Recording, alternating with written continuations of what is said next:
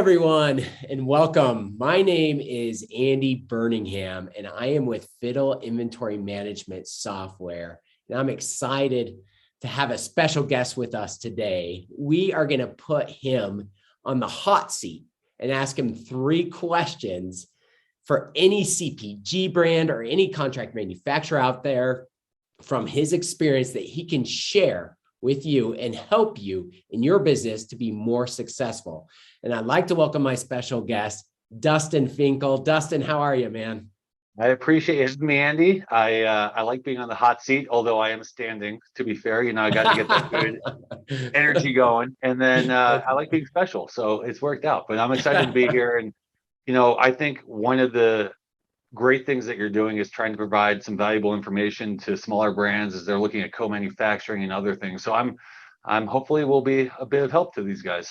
Yeah, absolutely. And I'm sure we will. I know, Dustin, you and I have had a little bit of a history in the past, but from what I've heard from your experiences and everything you've gone through to now be the CEO at Awakened Foods, a contract manufacturer, is amazing. It's an amazing story from where you've come from, starting at Shark Tank, working your way up, and now here you are today. So before we jump into the 3 burning questions that I have for you, Dustin, can you tell us a little bit about Awakened Foods? Yeah, I appreciate it. So for those of you watching on the video, you can see Awakened Foods has Kapop as one of its brands, Bubba's Fine Foods, and Awakened Food Crafters. And so what Awakened Foods is a combination of 2 amazing brands that, in our opinion, hit every major food trend out there, whether you're grain-free or paleo or keto or ancient grain or whole grain. We literally hit everything. And as I always like to say, is we're vegan, non-GMO, top 12 allergen-free, but not taste-free. And so we love to focus on taste because we believe that people should be able to eat clean, authentic food, but do it in an indulgent, delicious way.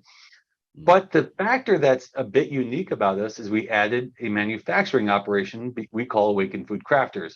And not only do we manufacture our own products, we manufacture for retailers and other brands as well. And what's interesting about those other brands is some are actually in direct competition with myself as a brand, but I do a really nice job, I think, of wearing different hats. The one thing I'll say is the differentiation for the brands, as I mentioned, is that great taste, which should not be a differentiator. But I tell all of our potential clients the same thing about Awakened Food Crafters. Our differentiator should not be the differentiator it is, but we're a partner. I don't think of your product coming through my machines and spitting out as many puffs or chips or whatever is possible. I think about you as a brand. I've been in this industry for about 20 years, and I've seen all the good, the bad, and the ugly, which is unfortunately part of the case with the manufacturing world. And we want to make sure that we're here as a support engine to you, whether you need advice on marketing, on branding, on manufacturing. We're here as a partner. And because the old saying goes, hey, guess what? If you sell more, I manufacture more, we both make more money. I think that's how business should work. But Right. Common sense there, right? Well, I'll tell you, I've met a lot of people on your staff. It's a great group of people. I love working with your company in the past. And I know that Awakens Foods, I could definitely endorse you guys. You guys are a great company. So, well, let's jump into it. Again, I got 3 burning questions, putting you on the hot seat here. Or the standing hot seat, right? So the first question, let's go back. I alluded to Shark Tank. You were on Shark Tank. And I know a lot of people that might be watching this video are a young brand, a young company.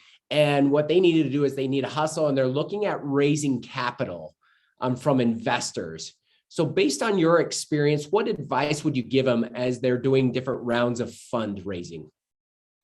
I have this conversation quite a bit, and I think it's important to note that I come from an investment banking background. So finance is a core asset to me from an education and career perspective.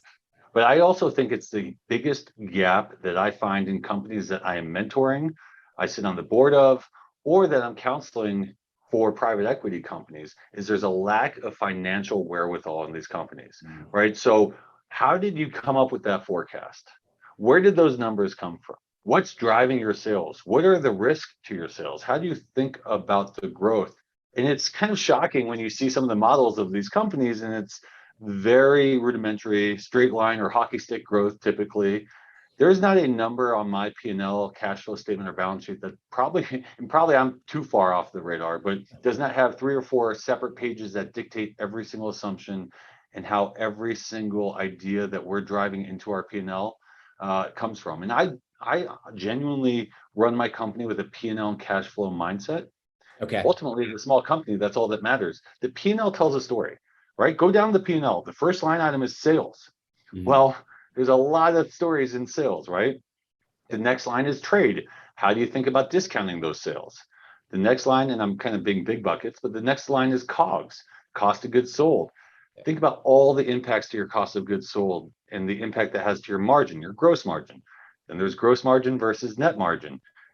Then marketing and distribution and ops and so on and so forth. But the point is, every line tells a story and can really dictate the success and health of that company. On the cash flow statement, you don't need a super robust cash flow statement. You don't need all the lines. Frankly, I use literally cash in, cash out. Okay. That's it, right? Like, do I have enough cash to operate a business? And there's other things that are more important, but as a small company, you don't have time to be analyzing, net asset returns and all these other crazy factors, right? It's keep it simple. And so, long story short, I think the lack of financial understanding is a big hindrance. I've had a lot of success fundraising. I still hear more no's than yeses, but we've had a lot of success because I think people really trust my numbers. They know I'm wrong because my forecast is 100% wrong. So is everyone's forecast. But they know the assumptions and the way I derive those numbers come with a lot of due diligence and a lot of analytical thought.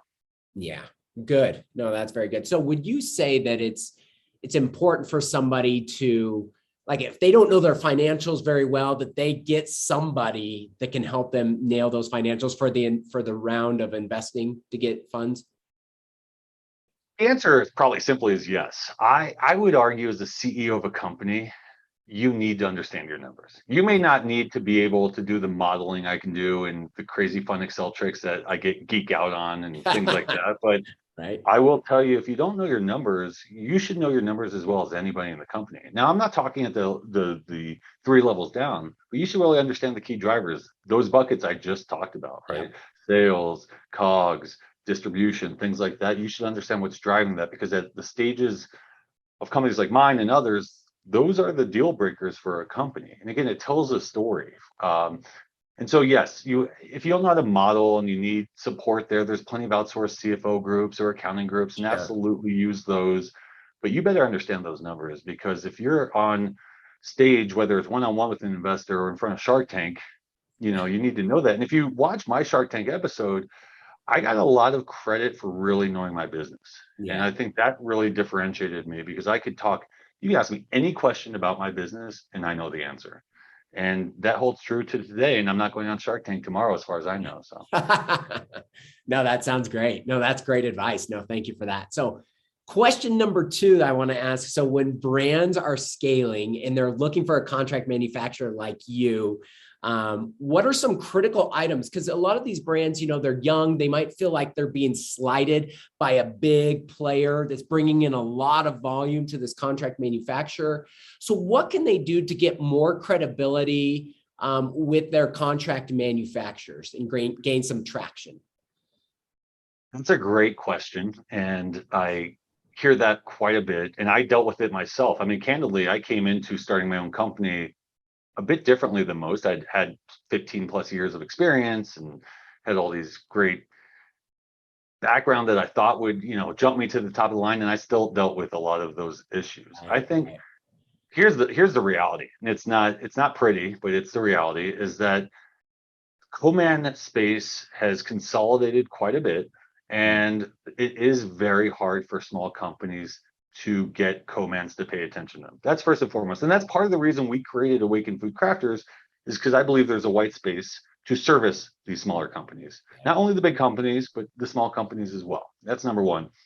Number 2 is you don't have to start at a co-man, right? A lot of companies start in commercial kitchens, or they'll start in shared spaces. Or what's another way you can kind of get off the ground and bootstrap your way to growth? Now, there's companies like me, though, I didn't want to do that. I wanted to go big or go home.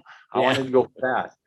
And so when I went out there, I didn't just cold call. I physically went out to all the events, the PLMA shows, the Private Label Manufacturing Association, to Snaxpo, to Expo West, to all these events, and kept showing myself that I was a legitimate potential for them.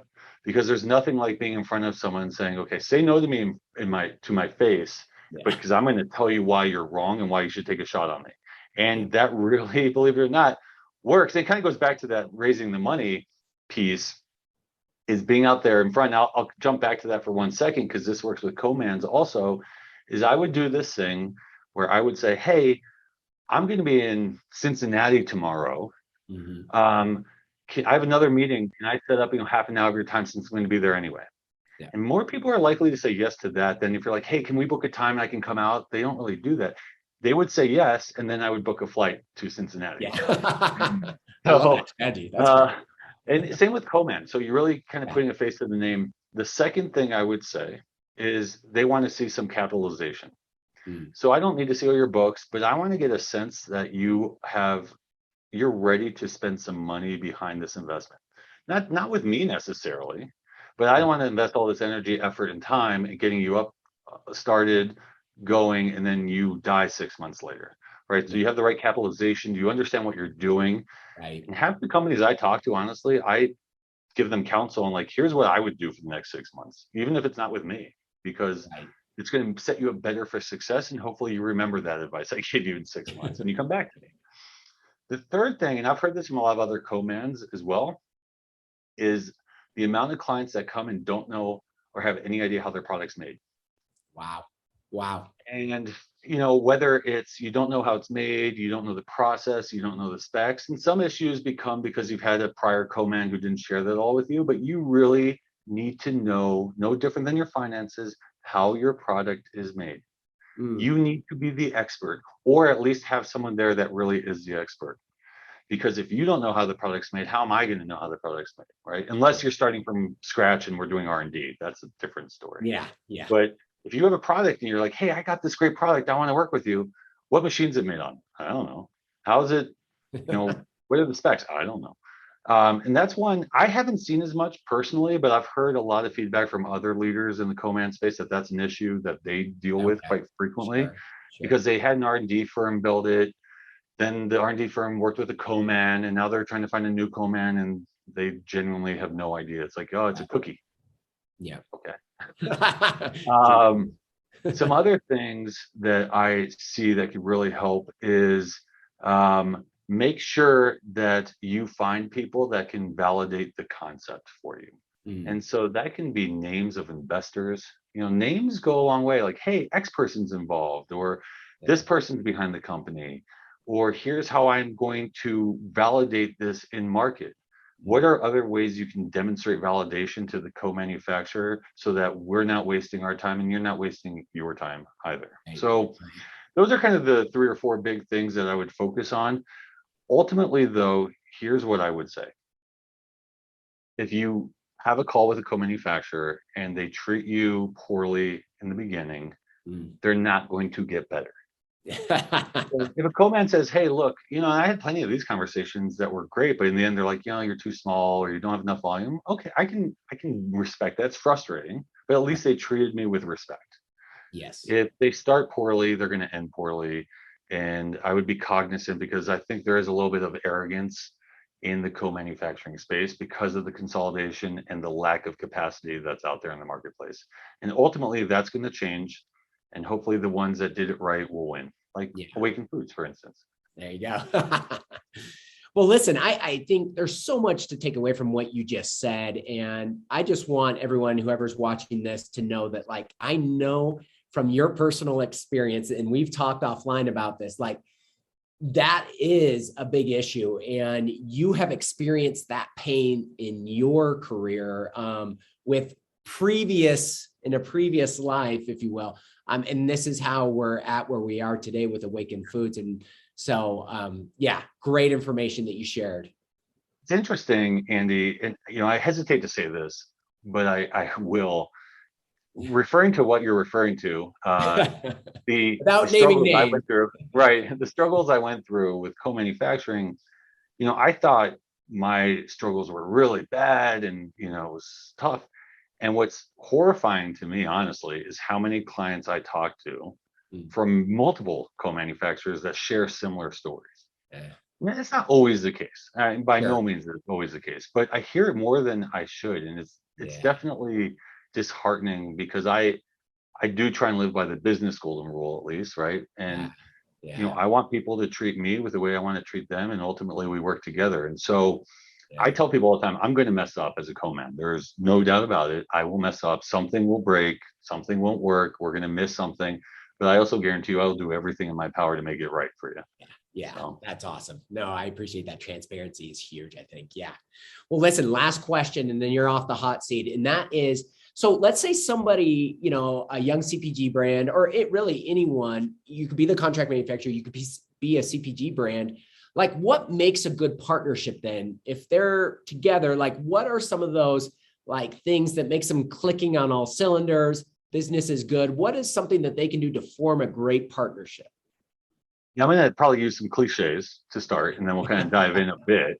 But the biggest one, and in fact, it's true, no matter what you're doing, is communication. Yeah. And so, one thing we need to do a better job of as a co-manufacturing is help other people understand the pressures and challenges we're going through. Not because you care necessarily, but because like anything else, you don't know until you walk in someone else's shoes. And so until I ran my own co-manufacturer, there are certainly issues I was not completely aware of, right? Right. And I think being very transparent to those, and that's why I talk about the mistakes and like I Yeah. know I'm going to screw something up, but Yep. we're going to try and fix it. And then on the flip side, as the brand trying to be open and transparent. Now, the reason brands are hesitant to do that is they fear the ramifications of that. So, oh, I'm not going to produce this much, or this is going to happen. What are they going to think? Are they going to drop me as a client? And I get that challenge and that fear. But again, if you can establish a really good relationship, hopefully you'll work through some of those issues. Yeah. The third, or the third is being a good partner. So, or the second, I don't know where I'm at, but being a good partner. And that goes back to communication, but also realizing that you aren't the only client, but I know that you care only about your brand. So how do Right. we work within that? How do we be successful together? Because I have to manage the manufacturing, not only for the Kapop and Bubba's that we produce, but all these other clients. Um, I wrote some notes down on this one, but I think it's funny. It's find a good co-man to start. Um, Yes. which I Yes. laugh at rereading my notes on that, but the reality is honestly that does save a lot of problems because I was in this boat and I know someone else, you are almost desperate, right? You have the idea, you have the concept, you may have raised the money, you want to go, and so many people are saying no, they won't talk to you, and you find someone's willing to talk to you, and you're like, let's go. Yeah. And you ignore the red flags, right? And I think I get it. Maybe that's okay. You learn, you live, you learn, and you move on. But at the same time, I think you can avoid a lot of stress and pain if you spend a little bit longer up front making sure that who you're going to work with is a good partner. And I respect that as a co-man, and I think vice versa. The final one I would say is contracts. Yeah. So I will give my little soapbox speech about contracts. I genuinely wish the world was a handshake agreement world. Yeah. Yeah. But the problem is, and I tell people this, it's like, Andy, let's say you and I do a deal. I Sure. trust you, you trust me. We could probably do a handshake. The problem is we're in the real world and I Yeah. might get hit by a bus. And now you're Right. dealing with Bob, the new Yeah. guy, or Yeah. you leave and I got to deal with somebody else. And the Right. reality is that's where contracts come into play, number one, because it does clarify when different players are involved. And the other time contracts come in, unfortunately, when's the only time you really look at a contract? When things are going bad, Yeah. right? And so it does define the scope and it helps ensure that if things go bad, you can kind of try and work through those effectively, right? And so I do try and create really strong contracts to make sure that everyone's in agreement because we've talked a lot about the deal. I might say I'm going to produce this and it's going to do this. Now we have it on paper. And it's like, you read this, you're clear. I read this, I'm clear. Okay, we're on the same page. Let's go do it. Doesn't Right. mean I'm going to hold you to the 10-day X, Y, and Z Right. necessarily, Right. Right. but it's more about like, are we on the same page moving forward? Do we feel the same way about the world going forward?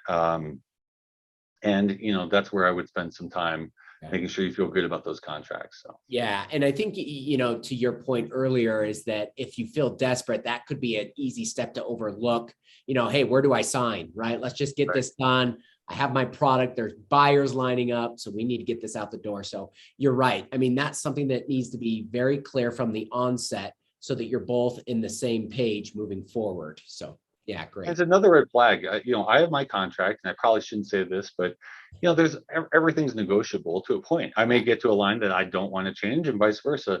Sure. But if the contract manufacturer is not willing to have discussions about things that are important to you, probably a pretty big red flag. I could have a conversation with you and not agree. That's different. Right. But right. if they're like, this is the way it is, it's like the Apple contract, right? Yeah. You sign away your firstborn and you're like, whatever. Right.